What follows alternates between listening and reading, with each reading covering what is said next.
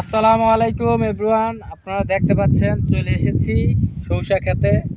তো আমরা গ্রামের মানুষ বেশিরভাগ কিন্তু খেতে খামারে ভিডিও করে থাকি।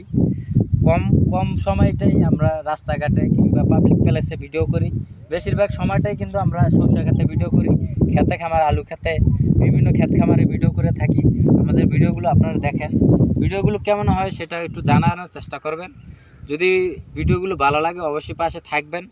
আর সবসময় কিন্তু চেষ্টা করি আপনাদেরকে ভালো ভালো ভিডিও উপহার দেওয়ার জন্য।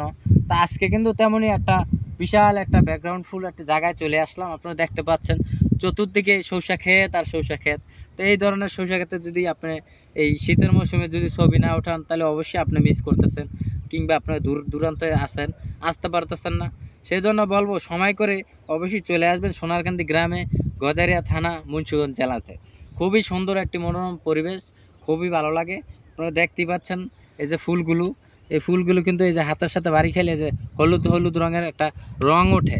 তো রঙে রঙিন হতে চাইলে অবশ্যই সরিষা খেতে আসতে হবে, না হলে রঙে রঙিন হওয়া যাবে না।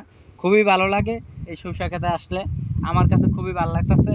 আমি কিন্তু এই যে ক্যামেরাটা নিছি, নতুন একটা ক্যামেরা নিছি, দেখতে পাচ্ছেন এটা কিন্তু এইচডি কোয়ালিটি 4K ভিডিও।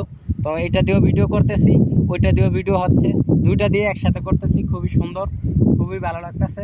তো আজকে এই ক্যামেরাটা নিলাম, তো আপনাদেরকেও দেখাচ্ছি। ক্যামেরাটা খুবই সুন্দর। তো আপনাদের কাছে কেমন লেগেছে আমার ভিডিওটা অবশ্যই একটি কমেন্টের মাধ্যমে জানিয়ে দিবেন। আর এতক্ষণ যারা কষ্ট করে শেষ পর্যন্ত আমার ভিডিওটা দেখছেন তাদেরকে অসংখ্য অসংখ্য ধন্যবাদ। সবসময় এভাবে পরিশ্রম কিংবা সময় দিয়ে পাশে থাকার জন্য আবারও ধন্যবাদ জানিয়ে আমার ভিডিওটা এখনই এই পর্যায়ে শেষ করব।